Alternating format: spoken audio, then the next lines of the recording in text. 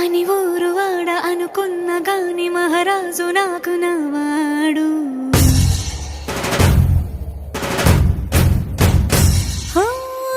మాట పెడుసైనా మనసులో వెన్న రాయిలా ఉన్నవాడిలోన దేవుడెవరికి తెలుసును నాకన్నా. సూసేకి అగ్గిరవ్వ మాదిరే ఉంటాడు.